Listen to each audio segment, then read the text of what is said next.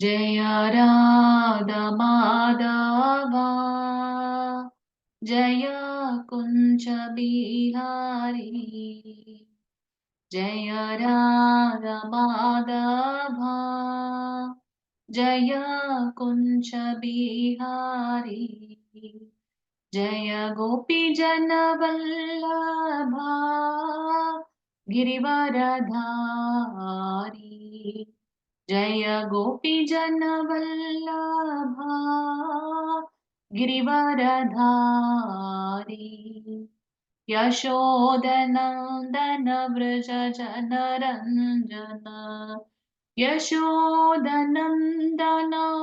व्रज जनरञ्जन यमुनतीरवनचारी यमुनतीरवनचारी हरे Krishna Krishna Krishna Hare Hare Hare Ram Ram Ram Hare Hare Hare Krishna Krishna Krishna Hare Hare Hare Ram Ram Ram Hare Hare Hare Krishna Krishna Krishna Hare Hare Hare Ram Ram Ram Hare Hare Hare Krishna Krishna Krishna Hare Hare Hare Ram Ram Ram Hare Hare Hare Krishna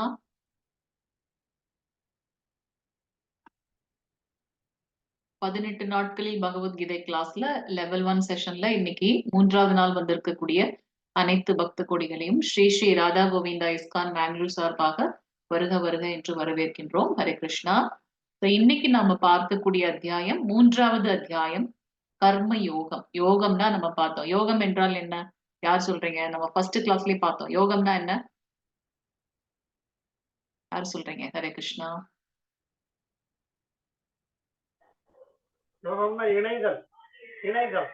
okay, பக்தனையும் பகவானையும் connect பண்ணக்கூடிய எந்த ஒரு செயலுமே வந்து பாத்தீங்கன்னா யோகம். பகவானோட நம்மள எது கனெக்ட் பண்ணுதோ இணைக்கின்றதோ பிரபு சொன்ன மாதிரி அது பேர் வந்து யோகம் அப்படின்னு பார்த்தோம். ஃபர்ஸ்ட் சாப்டரோட பெயர் யார் சொல்றீங்க? முதல் சாப்டர் பார்த்தோம் இல்லையா, முதல் அத்தியாயம் அர்ஜுன விஷாத யோகம். பிரபுபாதர் அதற்கு கொடுத்த தலைப்பு என்ன?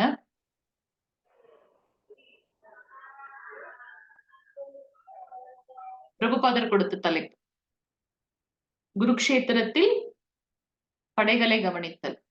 குருக்ஷேத்திர போர்க்களத்தில் படைகளை கவனித்தல் அப்படின்னு பார்த்தோம். இரண்டாவது சாப்டரோட பெயர்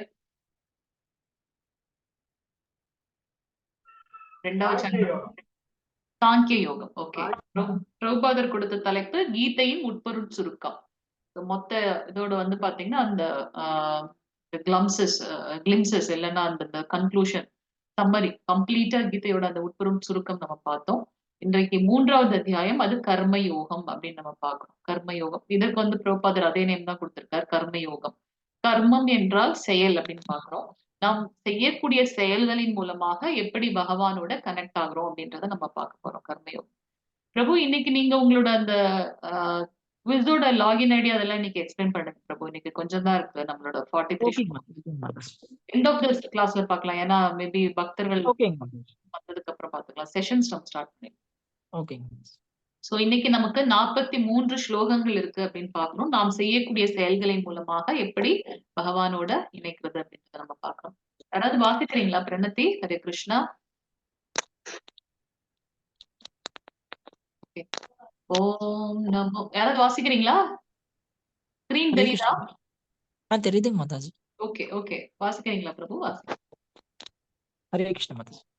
ஓம் நமோ பகவதே வாசுதேவாய. ஓம் நமோ பகவதே வாசுதேவாய. ஓம் நமோ பகவதே வாசுதேவாய. ஓம் அஜ்ஞான திமிராந்தஸ்ய ஞானாஞ்சன பலாகய சசு உன்மீலிதம் ஏன தஸ்மை ஸ்ரீ குரவே நமக. श्री चैतन्य मनोभीष्टं स्थापितं येन भूतले स्वयं रूपः कदा मह्यं ददाति स्वपदान्तिकम्।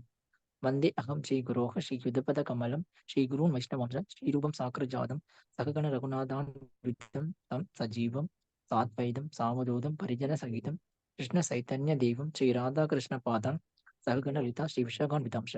हे कृष्णा करुणा सिन्धु दीनबन्धु जगत्पते गोपेश गोपिका कान्ता राधाकान्ता नमोऽस्तुते। तप्त काञ्चन गौराङ्गी राधा वृन्दावनेश्वरी वृषभानुसुते देवी प्रणमामि हरिप्रिये। वाञ्छकल्पतरुक्ष कृपाचन्द्रप्रियवच पतितानां पावनेभ्यो वैष्णवेभ्यो नमो नमः।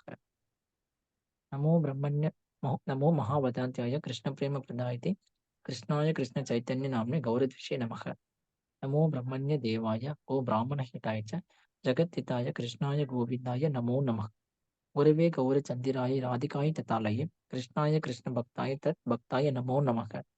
नमो ओं विष्णुपादाय कृष्णप्रेष्ठाय भूतले श्रीमते भक्तिवेदान्त स्वामी निति नामिने। नमस्ते सरस्वती देवे गौरवाणी प्रचारिणे निर्विशेष शून्यवादी पाश्चात्य देशधारिणे। जय श्री कृष्ण चैतन्य प्रभु नित्यानंद श्री अद्वैत गदाधर श्रीवासादि गौर भक्त वृंद।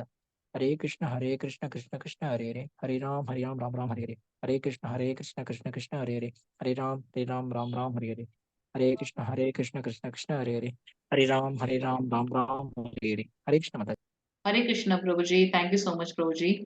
ஸோ நேத்திக்கு நாம சாங்கிய யோகம் பார்த்தோம். அதாவது கீதையின் உட்பொருள் சுருக்கம். ஸோ அர்ஜுனன் வந்து ஆஹ் 5 காரணங்கள் சொல்றார் சண்டை போட மாட்டேன் அப்படின்னு. யார் சொல்றீங்க? என்னென்ன 5 காரணங்கள்? அர்ஜுனன் போரிட மாட்டேன்னு சொல்லிட்டு 5 காரணங்கள் சொல்றார். யார் சொல்றீங்க? என்னென்ன 5 காரணங்கள்? அதனால நான் சண்டை போட மாட்டேன்னு சொல்றேன். ஹரே கிருஷ்ணா.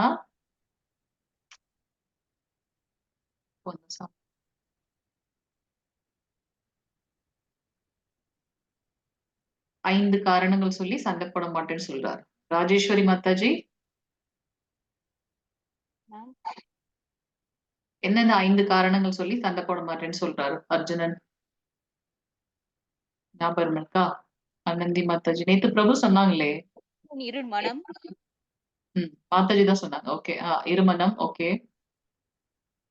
உடல் மற்றும் ஆன்மா பற்றிய அறிவு. இல்ல, சண்டை போட மாட்டேன்னு அவர் சொல்றாரு இல்லையா? என்ன 5 காரணம்? இரக்கம், எஸ், இரக்கம், இன்பமின்மை, பாவச்செயல், குடும்ப பாரம்பரியம். எஸ், குடும்ப பாரம்பரியம் கெட்டொழியும். ஓகே. கடைசியா சொல்றது இருமனம் இல்லையா? Okay. Hare Krishna. Thank you Mataji. Thank you Prabhu. So நேத்து அர்ஜுனன் சொன்ன அந்த 5 காரணங்களுக்கு பகவான் கிருஷ்ணர் ஆன்சர் பண்றாங்க. ஸோ இரக்கம், எதற்காக இறக்கப்படுற? இந்த எல்லாரையும் கொல்றனே நினைக்கிறாரு. அப்ப அவர் என்ன சொல்றாரு? உடல் மட்டும்தான், உடல் அழியக்கூடியது. ஆனா அதற்குள்ளார இருக்கக்கூடிய ஆத்மா அழிவற்றது, நித்தியமானது, நிலையானது. சோ நம்ம வந்து பாத்தீங்கன்னா ஆஹ் இந்த உடல் அல்ல ஆத்மா அப்படின்றத பகவான் சொல்றார். உடல் அல்ல ஆத்மா. சோ ஆத்மாக்கு அழிவு என்பதே கிடையாது அப்படின்றத சொல்றார். அதனால நீ யாரு மேலயும் இறக்கப்பட வேண்டாம்.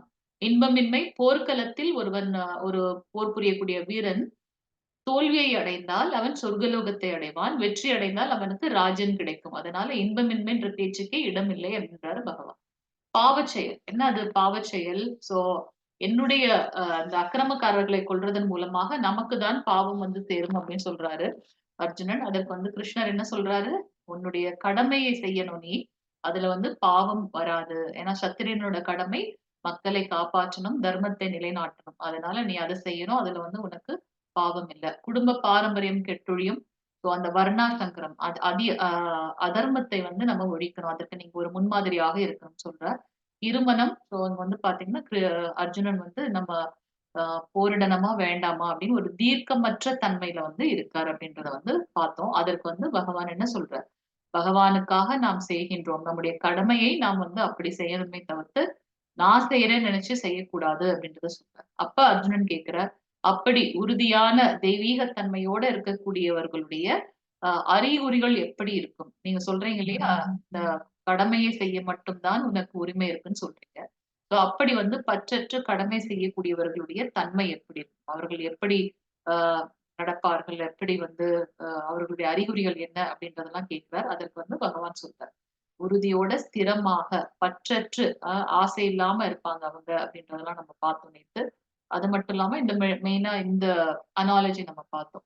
சோ புலன்களின் மூலமாக நமக்கு ஐம்புலன்கள் இருக்கு. கண், காது, மூக்கு, தொடு உணர்வு, நாக்கு அப்படின்னு. அந்த ஐம்புலன்களின் மூலமாக ஏதோ ஒரு விஷயத்தின் மேல நமக்கு ஒரு பற்று கிடைக்கின்றது. ஒரு இணைப்பு கிடைக்கின்றது.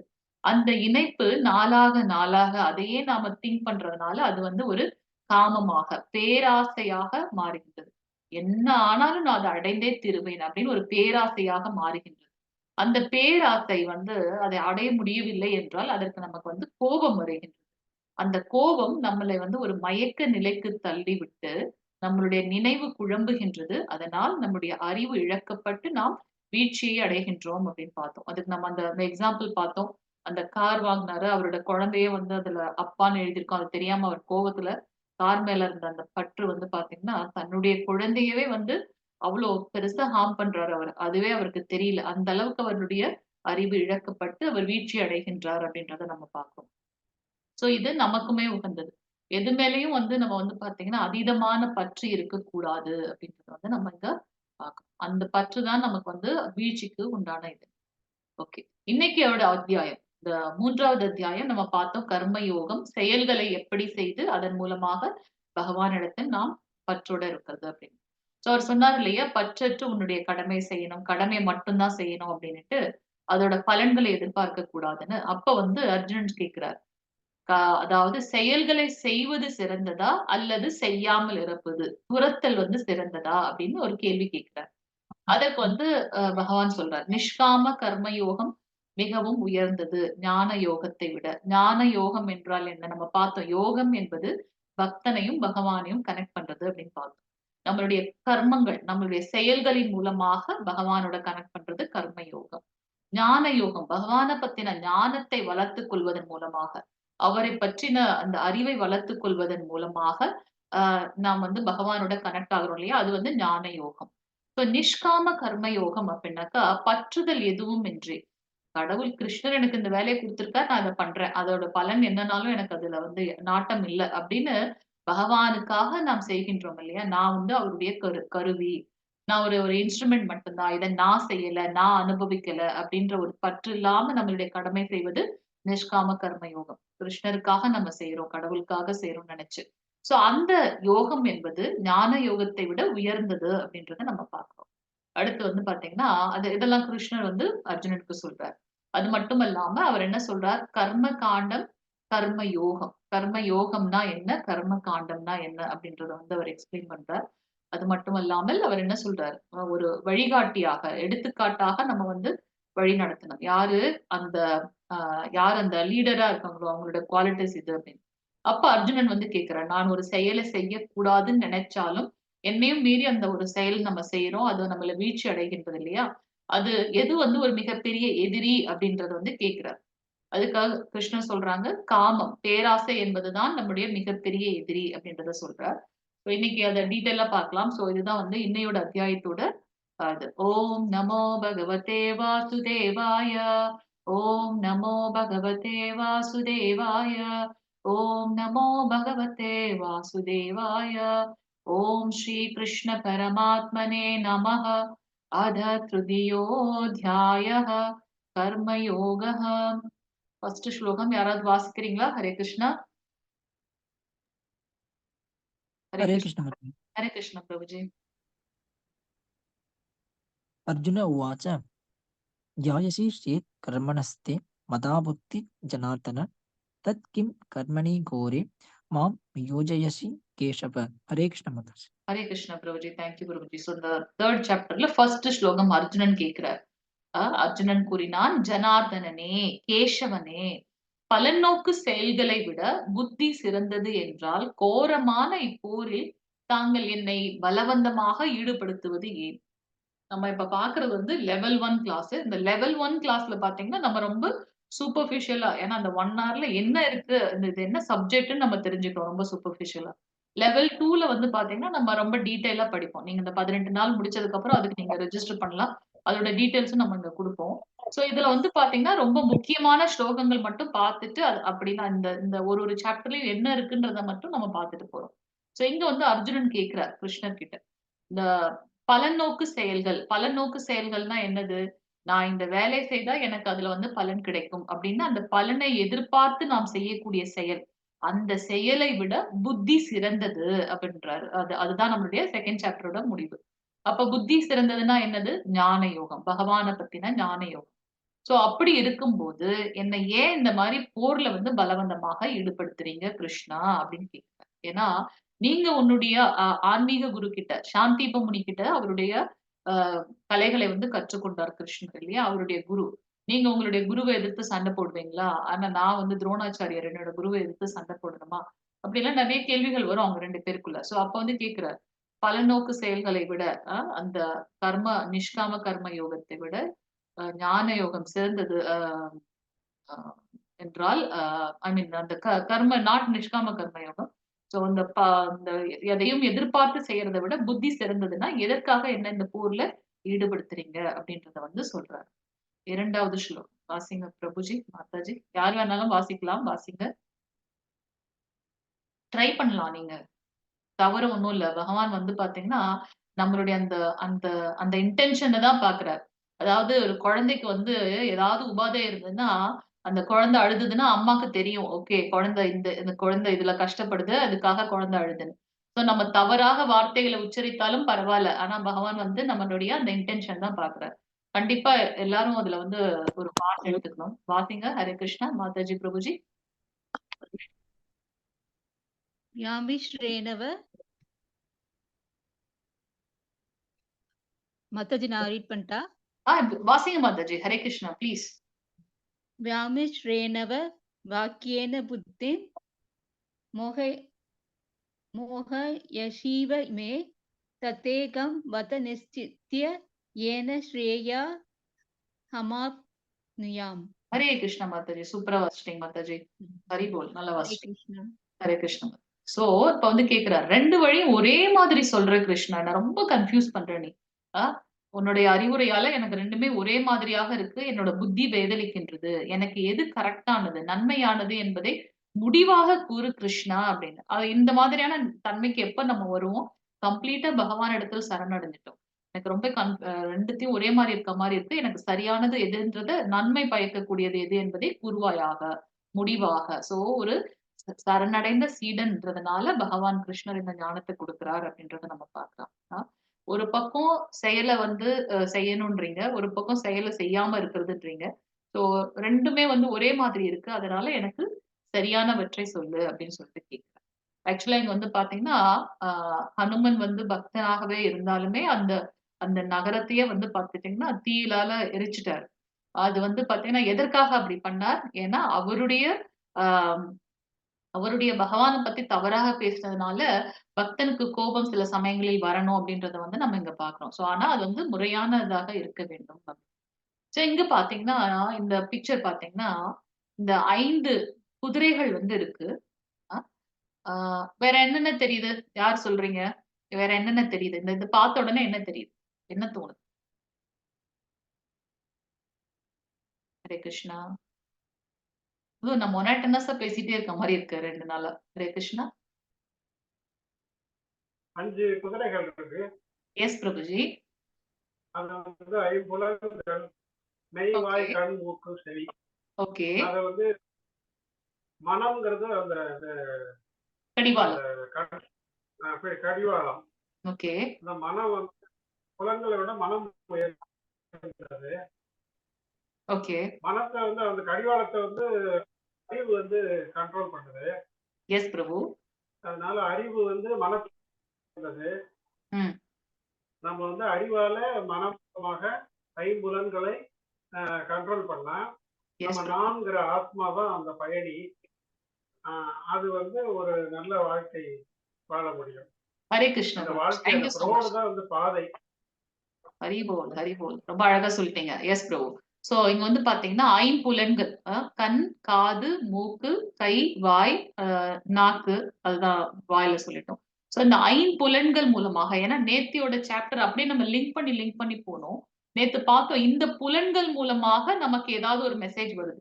அந்த மெசேஜ் மேல நமக்கு வந்து மேபி இது ஒரு எ எதா ஏதாவது இருக்கலாம். மேபி ஒரு வீடு கட்டுறதுன்னு நம்ம யாரோ சொல்றாங்கன்னு வச்சுக்கோங்க. அதிலேயே மனசு போயிட்டே இருக்கு. அப்ப அத நோக்கி நம்மளுடைய மனசு போகும். அது அந்த நம்ம நேத்து பார்த்த எக்ஸாம்பிள் அந்த கார். சோ அந்த மாதிரி புலன்கள் மூலமாகத்தான் நமக்கு ஒரு இன்ஃபர்மேஷன் வருது. சோ அந்த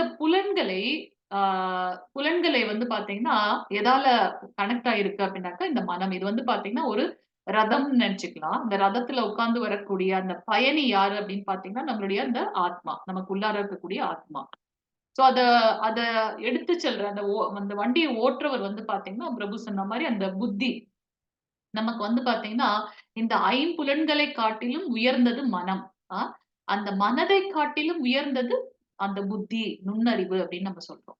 அதுதான் நம்மளையும், விலங்குகளையும் வந்து வேறுபடுத்துது அப்படின்னு நம்ம பார்க்கிறோம். அந்த பகுத்தறிவு. எது சரி, எது தவறு அப்படின்னு ஆய்ந்து நம்ம ஒரு முடிவு எடுக்கிறோம் இல்லையா? புலன்கள் வந்து நமக்கு சொல்லலாம். இல்ல நமக்கு வந்து நம்மளுடைய பட்ஜெட் கம்மியா தான் இருக்கு. ஆனா இல்ல அத வாங்கணும்னு நமக்கு வந்து அ க ஃபிரெண்ட்ஸ் சொல்லியிருக்காங்க. அத வாங்கணும்னு நம்ம நெனச்சாலுமே, மனசும் அத சொல்லுது. இல்ல, இல்ல வாங்கலாம்னு நெனச்சாலுமே, ஆனா புத்தி வந்து சொல்லும். இல்ல நம்ம கையில இவ்வளவுதான் பட்ஜெட் இருக்கு. வேணுமா, வேணாமான்னு முடிவு பண்ணி அத ரிஜெக்ட் பண்ணுது இல்லையா? சோ அதனால அது வந்து நுண்ணறிவு அப்படின்னு நம்ம சொல்றோம். சோ இந்த ஐம்புலன்கள் ஜஸ்ட் இமேஜின் பண்ணுங்க. ஐம்புலன்களும் ஒரு ஒரு திசையில போது. அந்த புலன்கள் எங்கெல்லாம் போதோ அங்கேயும் மனசு போச்சு அப்படின்னாக்கா, அந்த டெஸ்டினேஷன் எங்க போய் சேரணுமோ அந்த இடத்துக்கு அந்த பயணி போய் சேர முடியுமா? சேர முடியுமா? ஹரே கிருஷ்ணா. ஹரே கிருஷ்ணா. இருக்கீங்களா லைன்ல? கனெக்ட் ஆயிருக்கா இல்லையா? ஹரே முடியாது, கிருஷ்ண முடியாது, மாதாஜி. முடியாது. முடியாது. ஏன்னா 5ம் 5 இடத்துல வந்து நம்மள இழுத்துட்டு போகுது இல்லையா? அத எல்லாம் வந்து கரெக்ட்டா ஒருங்கிணைத்து அந்த ஐம்புலன்களை காட்டிலும் உயர்ந்தது அந்த மனம். அந்த மனதை காட்டிலும் உயர்ந்தது அந்த நுண்ணறிவு, புத்தி. சோ இந்த ஆ இந்த கலியுகத்தில் நம்ம வந்து அ நமக்கு வந்து 4 யுகங்கள் இருக்கு அப்படின்னு பார்க்கிறோம். திவ்ய யுகத்துல 4 யுகங்கள். சத்தியுகம், திரேதாயுகம், துவாபர யுகம் அண்ட் கலியுகம். கலியுகத்தில் மனச வந்து ஒருங்கிணைக்கிறது ரொம்ப கஷ்டம். ஒரு 5 நிமிஷம் மொபைல டச் பண்ணாமயே நம்மளால இருக்க முடியல. இல்லையா? சோ அப்ப எப்படி வந்து நம்ம வந்து அந்த செயல்களை நம்முடைய செயல்களை ஒருங்கிணைத்து பகவானிடத்தில் கனெக்ட் ஆக முடியும் அப்படின்னாக்கா, இத நம்ம இந்த புலன்களுக்கு என்ன தேவையோ, அந்த உயர்ந்த சுவையை நம்ம குடுக்கும்போது, இந்த ஐம்புலன்களையும் பகவானோட சேவையில் ஈடுபடுத்தும்போது பார்த்தீங்கன்னா, அது தூய்மை அடைகின்றது. அப்ப அந்த உள்ளார இருக்கக்கூடிய ஆத்மாவோட தன்மை என்ன? நேத்து நம்ம பார்த்தோம். ஆத்மாவ வந்து எரிக்க முடியாது, நனைக்க முடியாது, உலர்த்த முடியாது, கட் பண்ண முடியாதுல்லாம் நம்ம பார்த்தோம் இல்லையா? சோ அந்த ஒரு நம்ம அந்த ஹேரோட டிப் இருக்கு இல்லைங்களா? அந்த நுனியில 10,000 முறை வந்து நம்ம டிவைட் பண்ணா, அதுல ஒரு பார்ட் தான் வந்து ஆத்மாவோட அந்த சைஸ் அப்படின்னு நம்ம பார்க்கிறோம். சோ அந்த ஆத்மா அது வந்து பார்த்தீங்கன்னா, அதோட தன்மை என்ன அப்படின்னு பார்த்தீங்கன்னா, அதோட அந்த அந்த இயற்கை சுபாவம் என்ன அப்படின்னாக்கா, பகவானுடைய சேவகன் அப்படின்ற அந்த ஒரு ஞானம். ஸோ, அ அப்ப அந்த இத நம்ம புரிந்து கொண்டு பகவானுக்கு சேவை செய்யணும் அப்படின்னாக்கா, இந்த புலன்களை கட்டுப்படுத்தணும். அந்த புலன்களை எப்படி கட்டுப்படுத்துறது? ரொம்ப கஷ்டம் கலியுகத்துல. ஸோ என்ன பண்ணலாம்? அந்த புலன்களை உயர்ந்த சுவையில் ஈடுபடுத்தலாம். கண்களை பகவானுடைய அந்த அர்ச்ச விக்கிரகம். காலையில வந்து பார்த்தீங்கன்னா, நான் வீடியோ இதுல கூட நம்ம போட்டிருக்கோம். சோ நம்மளுடைய டெம்பிளோட அர்ச்ச விக்கிரகம். சோ பகவானுடைய அந்த அ அ திருமூர்த்திய பார்க்கறதுக்கு நம்ம கண்களை வந்து யூஸ் பண்ணணும். அதுக்கப்புறம் வந்து பார்த்தீங்கன்னா, பகவத்கீதை, பாகவதம் படிக்கிறதுக்காக கண்களை யூஸ் பண்ணணும். அதுக்கப்புறம் வந்து வந்து பார்த்தீங்கன்னா, இந்த மூக்கு வந்து பார்த்தீங்கன்னா, பகவானுக்காக சமைத்த பிரசாதம். அவருக்கு வந்து டெம்பிள் எல்லாம் போனீங்கன்னா, அவங்க அந்த வாசனை திரவம் இத வந்து நம்ம கையிலலாம் இது பண்ணி விடுவாங்க. சோ பகவானுக்கு சமர்ப்பித்த அந்த மலர்களை வந்து முகர்ந்து பார்க்கிறதுக்காக நம்ம யூஸ் பண்றது. காது வந்து பார்த்தீங்கன்னா, பகவானுடைய கதைகளை, லீலைகள், நாமங்கள், ரூபங்கள் அத பத்தின அ க குணங்கள் அதெல்லாம் அந்த லீலைகள பத்திலாம் கேட்கறதுக்காக காத யூஸ் பண்ணணும். பஜனை பண்றது கேட்கறதுக்காக யூஸ் பண்ணணும் அப்படின்றத நம்ம பார்க்கிறோம். கை எதுக்காக யூஸ் பண்ணணும்? பகவானுடைய சேவையில. அவருக்கு வந்து அலங்காரம் பண்றதாக இருக்கட்டும், அவருக்கு ஆர்த்தி செய்றதாக இருக்கட்டும், பிரசாதம் படைக்கிறதாக இருக்கட்டும். சோ கைய அதற்காக யூஸ் பண்ணணும். அந்த நாவு எதற்காக யூஸ் பண்ணணும்? பகவானுக்கு சமர்ப்பிக்கப்பட்ட அந்த பிரசாதத்தை எடுத்துக்கொள்வதன் மூலமாக, பகவானுடைய திருநாமத்தை சொல்வதற்காக. ஹரே கிருஷ்ண கிருஷ்ண கிருஷ்ண ஹரே ஹரே, ஹரே ராம ராம ராம ஹரே ஹரே. பகவானுடைய நாமங்களையும், லீலைகளையும், குணங்களையும் சொல்வதற்காக நம்மளுடைய வாய வந்து யூஸ் பண்ணணும் அப்படின்றத வந்து நம்ம சோ இந்த ஐம்புலன்களையும் பகவானுடைய சேவையில் ஈடுபடுத்தும் போது ஆட்டோமேட்டிக்கா நம்ம மனசு வந்து பாத்தீங்கன்னா ஒருநிலைப்படும். அப்ப அந்த மனது ஒருநிலைப்படும்போது பாத்தீங்கன்னா, புத்தியும் பகவானிடத்தில் நம்ம கனெக்ட் பண்ணோம். சோ எங்க அந்த அந்த ஆத்மா போய் சேர வேண்டியமோ, அந்த இடத்துக்கு போய் சேரும். ஆத்மா எங்க போய் சேரணும்? நான் வந்து பகவானுடைய சேவகன்ற ஞானத்தை அறிந்து, பகவானுடைய சேவையில நம்ம ஈடுபடுத்தணும் அப்படின்றத நம்ம பார்க்கலாம். ஸோ அது வந்து பாத்தீங்கன்னா அந்த அந்த டிஸ்கிரிப்ஷன் பார்க்கிறோம். ஸோ இங்க வந்து பாத்தீங்கன்னா இது ஒரு ஜடபரதருடைய கதை. கர்மே வாசிக்கிறீங்களா? ஹரே கிருஷ்ணா மாதாஜி பிரபுஜி. हरे कृष्ण ஆனா ஹரே माताजी கிருஷ்ணா. वाचिका ஹரே கிருஷ்ணா பிரபுஜி. எஸ் பிரபு. कर्मेन्द्रियाणि संयम्य या आस्ते मनसा स्मरन् इन्द्रियार्थान् विमूढात्मा मिथ्यासुरः सह उच्यते हरे ஹரே कृष्ण கிருஷ்ணா माताजी பிரபுஜி. தேங்க்யூ பிரபுஜி. ஸோ இங்க வந்து பாத்தீங்கன்னா புலன்களின் செயல்களை கட்டுப்படுத்தி அதே சமயம் புலனின்ப பொருட்களில் மனதை அலைபாய விடுபவன் தன்னையே முட்டாளாக்கி கொள்கின்றான்.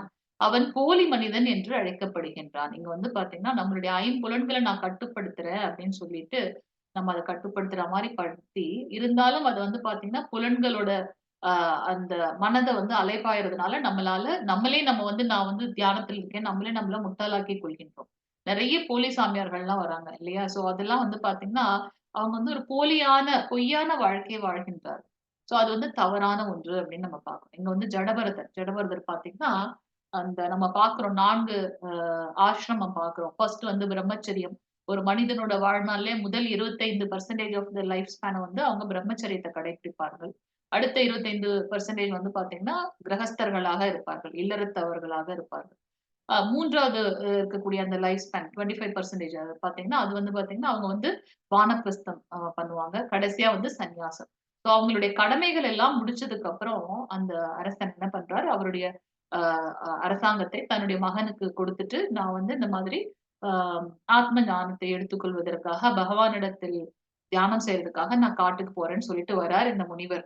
வந்ததுக்கு அப்புறம் என்ன பண்றார், 24 மணி நேரம் பகவான வந்து அப்படியே தியானத்திலேயே இருக்கார். அவர் வந்து காலையில அர்ச்சனை பண்றதுக்காக அந்த மலர் எடுக்குறாரு. மனசுக்குள்ளாரயே ஒவ்வொருத்தருக்குள்ளேயும் வந்து பாத்தீங்கன்னா, பரமாத்மா இருக்கார். சோ அவர் மேல தியானம் பண்ணிட்டு இருக்கும்போது பாத்தீங்கன்னா, அவரு அதுல அப்படியே லயிச்சுடுவாராம். அவர் கையில இருந்து அந்த பூ வந்து தன்னால விழுந்துருமா. சாயந்திரம் வரைக்கும் ஆயிடுமா. அவ்வளவு தூரம் அவர் வந்து மெய்மறந்து இருப்பாரு. அப்படி ஒரு ஒரு தெய்வியமான அந்த முனிவர். அவ்வளவு மனச ஒருங்கிணைத்து பகவான் மேல அவ்வளவு தியானம் பண்ணிட்டு இருந்தவர்.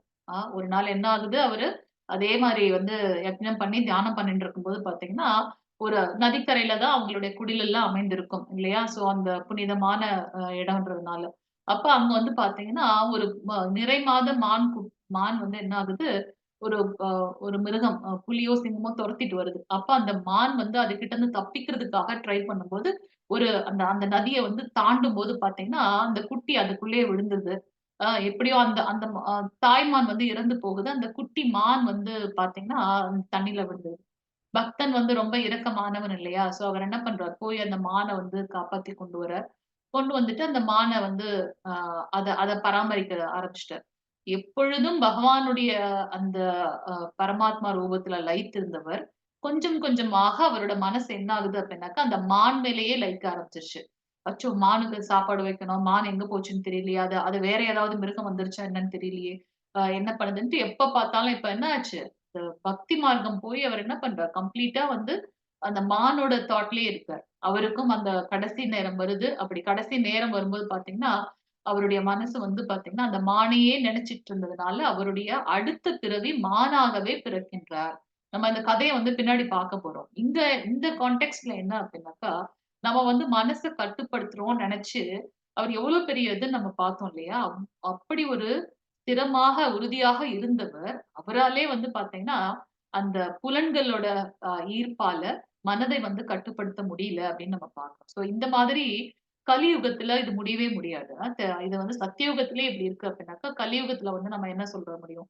அதனால நம்முடைய புலன்களை கட்டுப்படுத்த வேண்டாம். ஆனால் அந்த புலன்களை உயர்ந்த சுவையில் நாம் ஈடுபடுத்தும்போது, அது ஆட்டோமேட்டிக்கா பகவானுடைய சேவையில லயிக்குது அப்படின்றத நம்ம இங்க பார்க்கிறோம். 9வது, 11வது ஸ்லோகம் மாதாஜி வாசிங்க. ஹரே கிருஷ்ணா.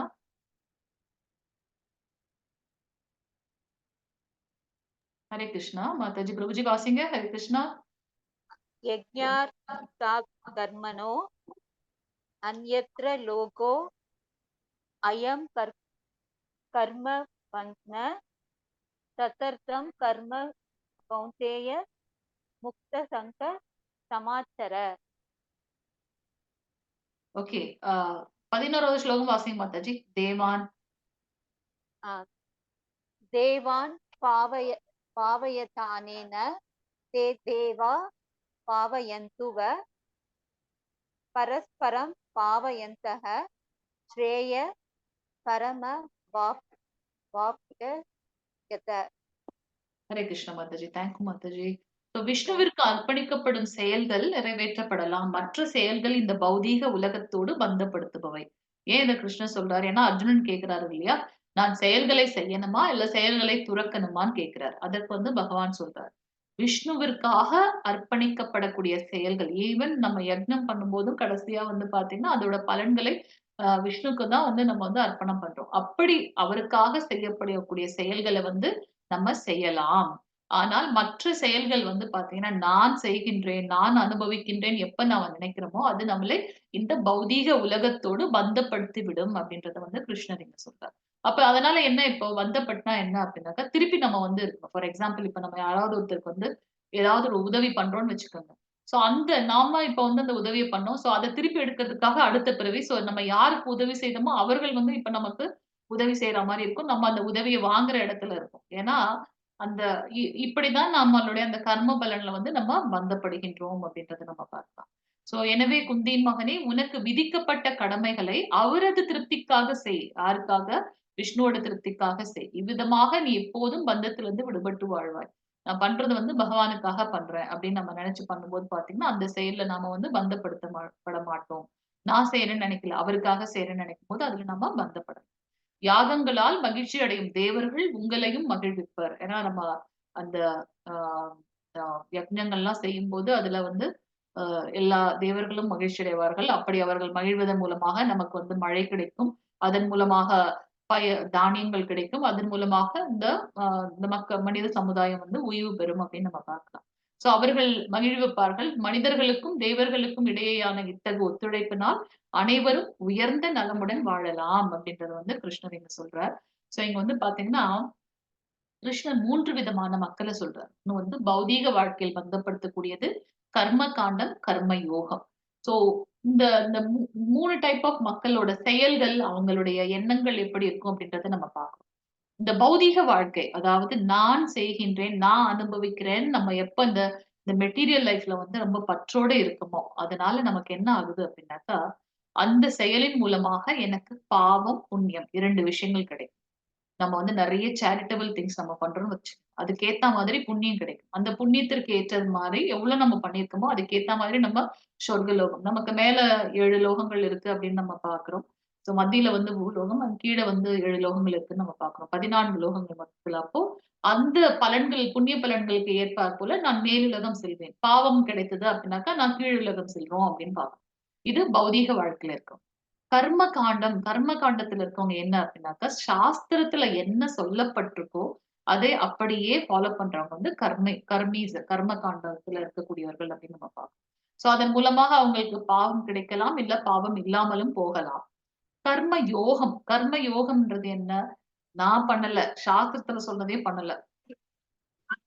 இத வந்து கிருஷ்ணருக்காக நம்ம பண்றோம் அப்படின்னு நினைச்சு நம்ம வந்து செயல்களை செய்யும்போது அதில் பாவம் கிடையாது, புண்ணியமும் கிடையாது. அது வந்து நிஷ்காம கர்மம். அது வந்து என்னது? எல்லாம் எதுவுமே இல்ல. பாவமும் இல்ல, புண்ணியமும் இல்ல. ஏன்னா பகவானுக்கு நம்ம பண்ணிடுறோம். அதனால அதுல நம்ம பந்தப்படுத்த மாட்டோம் அப்படின்னு நம்ம பார்க்கணும். அதுதான் கர்ம யோகம். நாம் செய்யக்கூடிய செயலை பகவானுக்காக, அவருடைய திருப்திக்காக நம்ம செய்யும்போது அதுல நாம் பந்தப்படவில்லை அப்படின்றத நம்ம இங்க பார்க்கலாம். அடுத்து விருப்பம். இந்த இன்ட்ரெஸ்ட் அவங்களுக்கு எப்படி இருக்குன்னு பார்த்தீங்கன்னா, பௌதீகமான வாழ்க்கையில இருக்கவங்க வந்து ரொம்ப செல்ஃபிஷ்ஷா இருப்பாங்க. நான் மட்டும் தான் அனுபவிக்கணும். எனக்காக நான் அடுத்தவங்களுக்கு கூட என்ன வேணா பண்ணலாம் அப்படின்ற மாரி. அதனால அதற்கு ஏற்ற மாரி பாவம், புண்ணியம் கிடைக்கின்றது. கர்ம காண்டத்தில் இருக்கக்கூடியவர்கள், இந்த யக்ஞங்கள் பண்றது, இந்த யக்ஞம் பண்ணா, இந்த ஹோமம் பண்ணா நமக்கு இந்த பலன் கிடைக்கும் அப்படின்னு நினைச்செல்லாம் பண்றாங்க இல்லையா? சோ அது வந்து பார்த்தீங்கன்னா, அவங்க வந்து பலன் நோக்குக்காக, பலன் வேண்டும் அப்படின்றதுக்காக அவங்க அந்த செயல செய்றாங்க. கர்ம யோகத்துல அ அ செயல்கள் செய்யக்கூடியவர்கள் பற்றின்றி கடமையை செய்யறாங்க. எனக்கு இது வேணும், அது வேணும்னு நினைக்காம, இது என்னுடைய கடமை, அத நான் செய்றேன். பகவானோட திருப்திக்காக அப்படின்னு. செயலை பற்றிய அறிவு என்ன இருக்குன்னு பார்த்தீங்கன்னா, அந்த பௌதிக வாழ்க்கையில இருக்கவங்க, நான் தான் அனுபவிக்கிறவன் அப்படின்னு நினைச்சு பண்ணுவாங்க. கர்ம காண்டத்துல இருக்கவும் பலன் வேணும்னு தானே அவங்க வராங்க. எனக்கு இந்த பலன், இந்த ஹோமம் பண்ணா எனக்கு இந்த பலன் கிடைக்கும்னு தான் வராங்க. சோ அவங்களும் நான் தான் அனுபவிக்கிறேன்னு நினைக்கிறாங்க. ஆனா அந்த கர்ம யோகத்தில் இருக்கக்கூடியவர்கள் செய்யக்கூடிய செயல், நான் உரிமையாளன்னு நினைக்கவே மாட்டாங்க. பகவான் தான் உரிமையாளர். அவருக்காக நான் இந்த இத செய்றேன்னு. சோ அந்த செல்ஃபிஷ்னஸும் இருக்காது, நான் உரிமையாளனும் நம்ம நினைக்க மாட்டோம். பகவான் மீதான நம்பிக்கை எப்படி இருக்கும்? இந்த பௌதீக வாழ்க்கையில வந்து பாத்தீங்கன்னா, நான் அனுபவிக்கிறேன், நான் தான் செய்றேன், நான். அப்ப அங்க பகவானே இல்ல. சோ அவங்க சுத்தமா வந்து கடவுள மறந்துட்டாங்க. ஆனா கர்ம காண்டத்தில் இருக்கவங்க, பகவானையே ஒரு கருவியாக யூஸ் பண்றாங்க. சோ இந்த ஹோமம் பண்ணி அதோட பலன பகவானுக்கு குடுத்துரும். சோ பகவானே வந்து அவங்க வந்து இன்ஸ்ட்ருமென்ட்டா யூஸ் பண்றாங்க. அட்லீஸ்ட் அதுக்காகவாவது அவங்க சாஸ்திரத்துல சொல்லப்பட்டத ஃபாலோ பண்றாங்க. கர்ம யோகத்தில் இருக்கிறவங்கள வந்து பாத்தீங்கன்னா, பகவானால் உபயோகப்படுத்தப்படுகின்றார்கள். அவங்க வந்து பாத்தீங்கன்னா, தூய பக்தனாக இருக்கிறதுனால, அ பகவான் வந்து என்ன பண்றாரு, அவங்கள வந்து ஒரு இன்ஸ்ட்ருமென்ட்டா யூஸ் பண்ணிக்கிறாங்க. யாரு? கர்ம யோகிகள். ஆனால் கர்ம காண்டத்துல இருக்கக்கூடியவங்க. கர்மிஸ் என்ன பண்றாங்க? பகவானே இன்ஸ்ட்ருமென்ட்டா யூஸ் பண்றாங்க.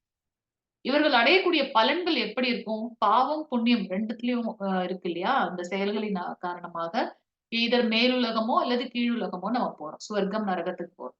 கர்ம காண்டத்தில் இருப்பவர்கள், ஏன்னா சாஸ்திரத்துல சொல்லப்பட்டத தான் அவங்க ஃபாலோ பண்றாங்க. பெரும்பாலும் சொர்க்கத்துக்கே செல்வார்கள், மேலுலகம். ஆனால் கர்ம யோகத்தில், நான் இத செய்யல, பகவானுக்காக செய்றேன்ற அந்த மனநிலையில அவர்கள் செய்யக்கூடிய செயல் அவர்களை முக்தியை கொடுக்கின்றது அப்படின்றத நம்ம இங்க பார்க்கிறோம். ஸோ, இங்க வந்து பார்த்தீங்கன்னா, ஆ 4 யுகத்திற்கும் ஒரு யுக தர்மம் இருக்கு. கலியுகத்தோட யுக தர்மம் என்ன அப்படின்னு பார்த்தீங்கன்னா, நாம சங்கீர்த்தனம். இங்க நம்ம பார்க்கிறோம் பகவான் கிருஷ்ணரே வந்து பக்தன் எப்படி பக்தி செலுத்தணும்ன்றத காட்டுறதுக்காகவே எடுத்த அவதாரம் சைத்தன்ய மகாபிரபுவுடைய அவதாரம். ஸோ நம்ம வந்து எப்பவுமே பார்த்தீங்கன்னா, நம்ம சாண்டிங் பண்றதுக்கு முன்னாடி, முடிச்சதுக்கு அப்புறம் நம்ம வந்து பஞ்ச தத்துவம் சொல்றோம். நம்மையே அறியாமல் ஏதாவது தவறுகள் செய்திருந்தால் அவங்க வந்து அத வந்து நிர்மூலம் பண்ணிடுவாங்க அப்படின்னு. சோ ஜெயஸ்ரீ கிருஷ்ண சைத்தன்யா. பகவான் கிருஷ்ணரே வந்து சைத்தன்ய ரூபமாக அவதாரம் எடுத்தார். சோ பஞ்ச தத்துவம் அப்படின்னு நம்ம சொல்றோம். சோ ஜெயஸ்ரீ கிருஷ்ண சைத்தன்யா. பிரபு நித்யானந்த. சோ பிரபு நித்யானந்த சாக்ஷாத் பலராமருடைய அவதாரம் பிரபு நித்யானந்த.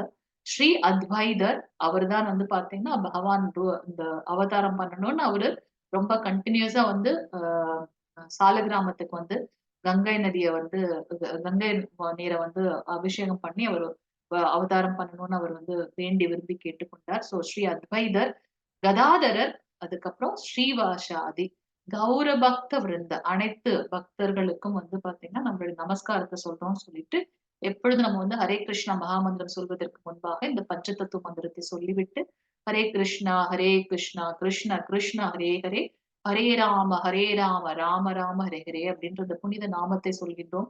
இந்த நாமத்தோட பலன் என்ன அப்படின்னாக்கா சத்தியோகத்துல நமக்கு வந்து நிறைய ஆயுட்காலம் வந்து லைஃப் ஸ்பேன் இருந்தது. அதனால அவங்க நிறைய தவங்களை செய்தார்கள். திரேதா யுகத்துல வந்து பாத்தீங்கன்னா அவர்களுக்கு வந்து பாத்தீங்கன்னா நிறைய யக்ஞங்கள் செய்யக்கூடிய இது இருந்துச்சு. அவ்வளவு செல்வங்கள் இருந்துச்சு.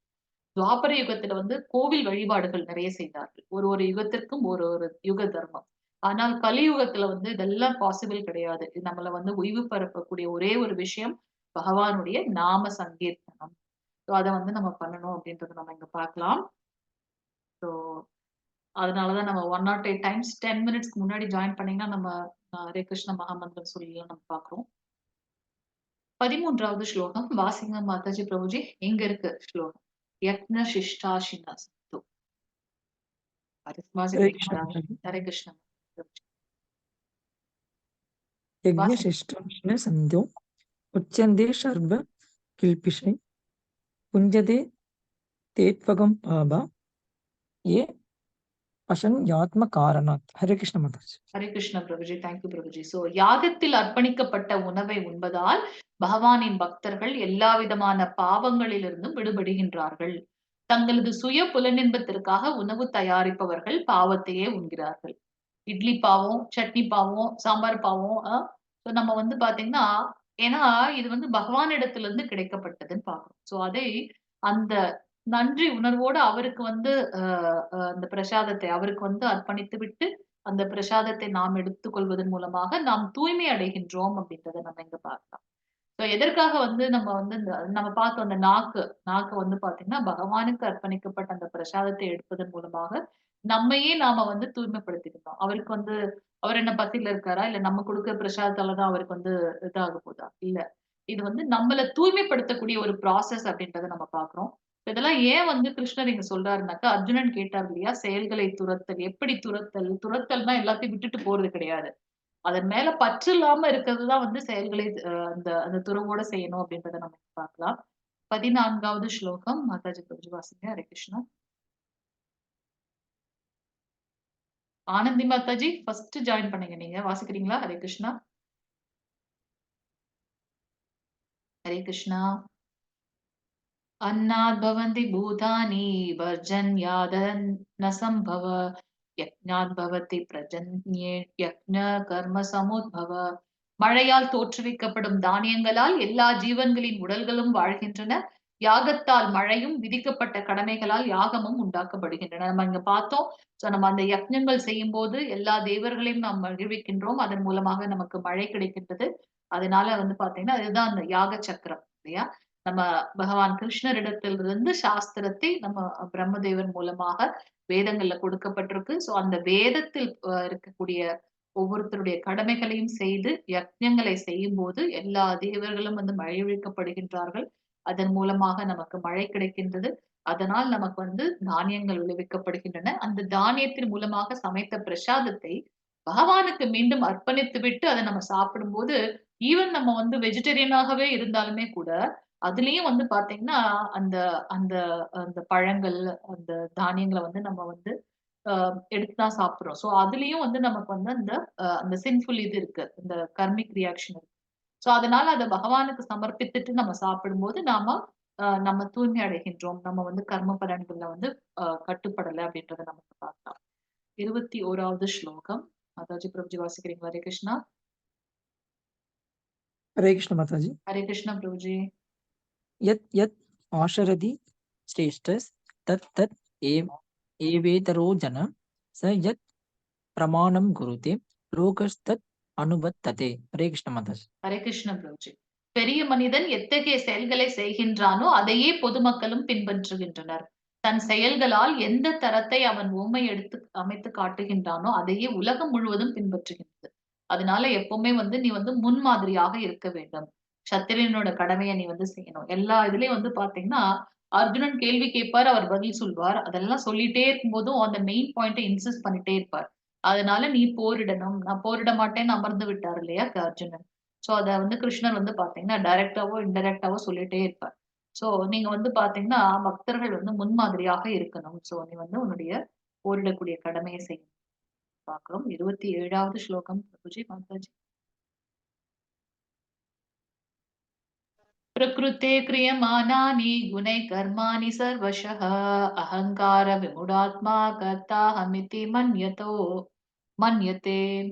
அகங்காரத்தினால் பாதிக்கப்பட்டு மயங்கிய ஆத்மா பௌதீக இயற்கையின் முக்குணங்களால் நடைபெறும் செயல்களுக்கு தன்னையே கர்த்தா என்று எண்ணிக்கொள்கின்றான். சோ இங்க வந்து பாத்தீங்கன்னா நான் அப்படின்ற அகங்காரம் இருக்கிறதுனால அந்த ஆத்மாவுடைய இது வந்து பாத்தீங்கன்னா மயங்கி மயங்கி பௌதீக இயற்கையின் முக்குணங்கள் என்ன, அது முக்குணங்கள் சத்துவகுணம், ரஜோகுணம், தமோகுணம். அது இந்த ஜட உலகிற்கு உண்டான 3 குணங்கள். நம்ம எல்லா மனிதர்களையும் இந்த 3 குணத்துல வந்து நம்ம கேட்டகரைஸ் பண்ணிடலாம். சத்துவகுணம்னா என்ன? நன்மை பயக்கக்கூடிய செயல்களை வந்து செய்யக்கூடியவர்கள்.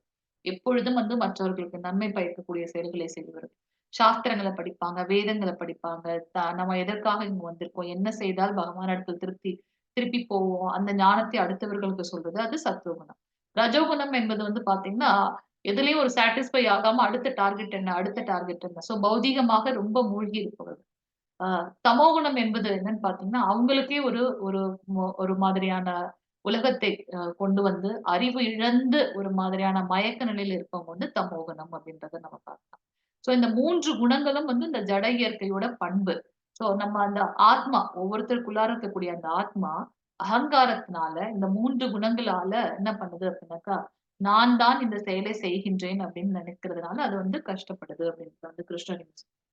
அர்ஜுன உவாச்ச அதகேனே பிரயுக்தோயம் பாபம் சரதி பூருஷ அனிச்சன்னபி வாஷ்ணேய பலாதிவ நியோஜிதः. சோ அர்ஜுனன் கூறினான், விருஷ்ணி குலத்தவரை விருப்பம் இல்லாவிட்டாலும் பலவந்தமாக ஈடுபடுத்தப்படுவது போல் ஒருவன் பாவ காரியங்களை செய்ய எதனால் தூண்டப்படுகின்றான். அர்ஜுனன் கேட்கிறாரு கிருஷ்ணன் கிட்ட, எனக்கு வந்து இஷ்டமே இல்லைனாலும் ஆனா ஏதோ ஒரு ஃபோர்ஸ் மூலமாக நான் பாவ காரியங்களை செய்யறதுக்கு ஏன் தூண்டப்படுகின்றேன் அப்படின்னு கேட்கிறார். அதுக்கு வந்து கிருஷ்ணன் இங்க சொல்றார், ஸ்ரீ பகவான் வாச்ச காம ஏஷ கிருதோ ரோத ஏஷ ரஜோ குண சமுத்பவ மகாசனோ மகா பாப்மா வெண்யே நமிக வைரினம். புருஷோத்தமரான முழுமுதற் கடவுள் கூறினார், அர்ஜுனா, காமமே இதற்கு காரணம். காமம் என்றால் என்ன? எந்த ஒரு பொருள் மேலும் அதீதமான பற்று, பேராசை, அசைக்க முடியாத ஒன்று. அந்த அந்த மாதிரியான ஒரு இது பாத்தீங்கன்னா அது வந்து காமம். சோ ரஜோகுணத்தில் இது உற்பத்தியாகி பின்னர் கோபமாக உருவெடுக்கும். இது உலகின் எல்லாவற்றையும் அழிக்கும் பாவகரமான விரோதி ஆகும். அளவுக்கு அதிகமா, அளவுக்கு மிஞ்சினால் அமிர்தமும் நஞ்சுன்னு இருக்கும் இல்லையா? சோ நமக்கு வந்து எந்த ஒரு பொருளின் மீதும் அதீதமான பற்று இருக்கக்கூடாது அப்படின்றத பார்க்கிறோம். பகவான் கிருஷ்ணர் அந்த பற்று, அந்த காமம் எப்படி அப்படின்றத வந்து 3 நிலைகள்ல வந்து சொல்றார். இங்க வந்து பாத்தீங்கன்னா, "தூமெனா வியத்தே வக்னிர் யதாதர்ஷோ மலேனச்ச யதோல்பேனா விருத்தோ கர்ப்பஸ்தாத தேன தேமாவிருத்தம்." சோ இங்க வந்து பாத்தீங்கன்னா, அந்த காமம் வந்து 3 நிலையில விவரிக்கப்பட்டிருக்கு. அதாவது ஒரு புகை அ அ நெருப்பு உள்ள இருக்கும். ஆனா, அதுல வந்து பாத்தீங்கன்னா, ஒரு புகை சூழ்ந்து இருக்கும் இல்லையா? நெருப்பு ரொம்ப ஸ்ட்ராங்கா வெளிய வர ஆரம்பிச்சுதுன்னா, அந்த புகை வந்து காணாம போயிடும். சோ இது வந்து முதல் நிலையான அந்த காமம். அ அந்த உண்மையான ஆத்ம நிலை தெரியும்போது, இல்ல பகவானுக்கு வந்து நாம பக்தி தொண்டு செய்யும்போது, இந்த காமம் வந்து விரட்டி அடிக்கப்படும். சோ அது வந்து முதல் நிலை. அடுத்தது வந்து பாத்தீங்கன்னா, அந்த கண்ணாடியில படிஞ்சிருக்கக்கூடிய அந்த தூசு. அந்த தூச வந்து பாத்தீங்கன்னா, ஒரு ஈர துணிய வச்சு நம்ம நல்லா அழுத்தி தொடச்சுட்டோம்னா, அது காணாம போயிடும். சோ இது வந்து பாத்தீங்கன்னா, 2வது நிலையான கொஞ்சம் நம்ம வந்து பிராக்டிஸ் பண்ணணும். பக்திய பிராக்டிஸ் பண்ணும்போது, அந்த பற்றோட நம்ம பண்ணக்கூடிய அந்த செயல்கள் எல்லாம் நம்மள விட்டு போயிடும். கடைசியாக இருக்கக்கூடியது வந்து பாத்தீங்கன்னா, அந்த கருப்பைக்குள்ள இருக்கக்கூடிய சிசுவுக்கு உதாரணமாக சொல்லப்பட்டிருக்கு. இத வந்து எப்படி அன்டில் அன்லெஸ் அந்த குழந்தை பெருசாகி வெளியில வந்ததுக்கு அப்புறம் தான் வந்து அந்த அந்த இதுல இருந்து விடுதலை கிடைக்கும். இல்லையா? சோ இது வந்து எக்ஸாம்பிள் வந்து பாத்தீங்கன்னா, இந்த மரம், செடி, கொடிகள் இதெல்லாம் வந்து பாத்தீங்கன்னா, ஒரு வகையான எக்ஸாம்பிள் அப்படின்னு நம்ம பார்க்கலாம். சோ இது வந்து ரொம்ப கடினமான ஒன்று. எத்தன தான் சொன்னாலும் அவங்களுக்கு வந்து அந்த ஞானத்தை எடுத்துக்கொள்ள முடியாது. சோ காமம் தான் நம்மளை வந்து பலவந்தமாக ஒரு செயல்ல வந்து பாவ செயல்ல ஈடுபடுத்துது. அத 3 நிலையில சொல்லிருக்கார் கிருஷ்ணர் இங்க. சோ நெருப்பை சுற்றி இருக்கக்கூடிய புகை, நெருப்பு பெருசா வரும்போது அந்த புகை காணாம போயிடும். நமக்குள்ளார இருக்கக்கூடிய அந்த பக்தி வரும்போது அது காணாம போயிடும். கண்ணாடியில படிந்திருக்கக்கூடிய தூசு, இன்னொன்னு வந்து கருப்பைக்குள்ள இருக்கக்கூடிய சிசு அப்படின்றத நம்ம இந்திரியாணி பிராண்யாஹே இந்திரியேப்யபரம் மனசஸ்து பராபுத்தே யோபுத்தே பரதஸ்து செயலாற்றக்கூடிய புலன்கள் ஜட பொருளை விட உயர்ந்தவை. மனம் புலன்களை விட உயர்ந்தது. புத்தி மனதை விட உயர்ந்தது. மேலும் ஆத்மாவும் புத்தியை விட உயர்ந்தவன். நம்ம அந்த ஃபர்ஸ்ட் ஸ்லைட்லயே நம்ம பார்த்தோம். சோ இங்க வந்து பாத்தீங்கன்னா, உடல் தலம் அந்த இப்ப டிஃபரெண்ட் லெவல்ஸ் வந்து நம்ம பார்க்கிறோம். ஸோ ஒரு நம்ம என்ன பண்றோம்? எதற்காக நம்ம இது பண்றோம்? அந்த ஒரு சொல்லுவாங்களே, "ஒரு ஜான் வயிற்றுக்காக தான் நம்ம இப்படி ஓடிட்டு இருக்கோம்." ஸோ இந்த உடல் தேவைகள் வந்து அ ஒரு சில வகையான மக்கள் என்ன பண்ணுவாங்க, இந்த உடல் தேவைகள மட்டும் தான் பிரதானமாக எடுத்து செல்வார்கள். நல்லா சாப்பிடணும் அது மட்டும் தான். ஸோ அது வந்து உடல் தலம் அப்படின்னு நம்ம பார்க்கிறோம். ஆனா இந்த உடல் தலத்தை விட உயர்ந்தது எது அப்படின்னு பார்த்தீங்கன்னா, புலன்கள். அந்த புலன்கள் வந்து ரொம்ப ஸ்ட்ராங்கானது. அது ஒண்ண பார்த்து இது வேணும் அப்படின்னு நினைச்சுச்சு அப்படின்னாக்கா, அது மேலயே வந்து மனசு போக ஆரம்பிச்சுரும். சோ இந்த இந்த சாப்பிடுறத விட அடுத்த உயர்ந்த தலம் என்ன அப்படின்னு பார்த்தீங்கன்னா, இந்த புலன்கள், ஐம்புலன்கள் பார்த்தோம். அது அ உடலை விட மிகவும் ஸ்ட்ராங்கான ஒண்ணு. அந்த புலன்களை காட்டிலும் உயர்ந்தது எது அப்படின்னு பார்த்தீங்கன்னா, மனம்.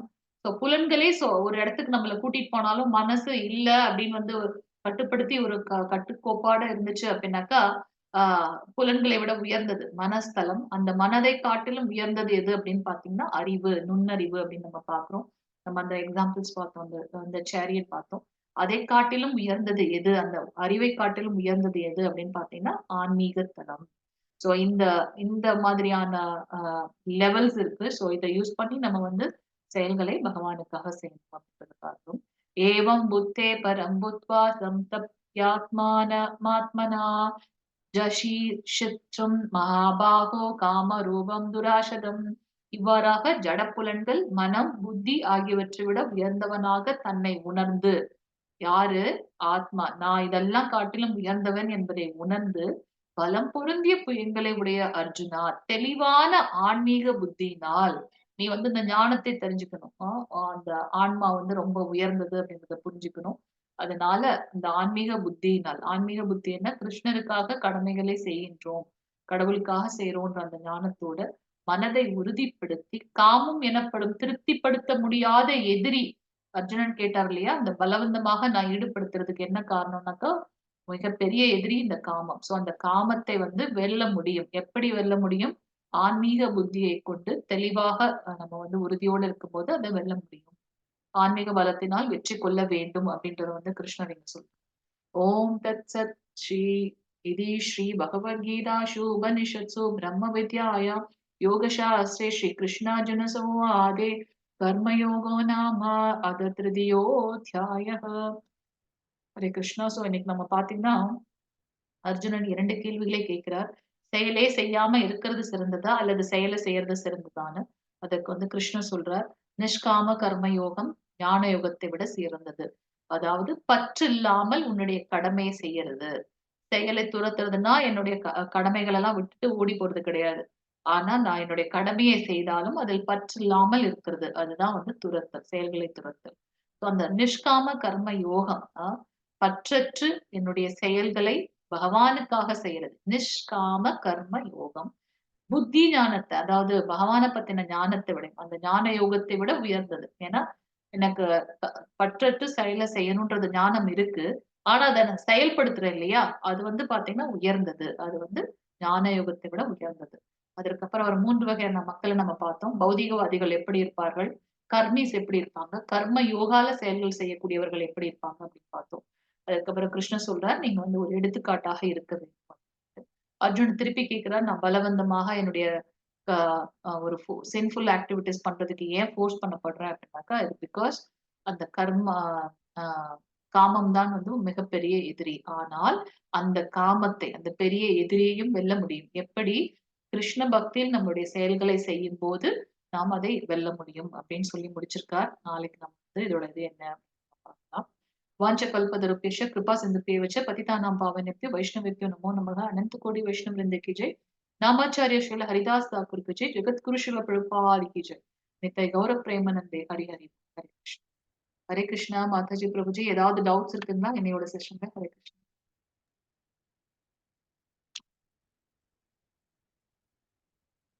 மாதாஜி பிரபுஜி ஏதாவது டவுட்ஸ் இருக்கா என்னையோட செஷன்ல?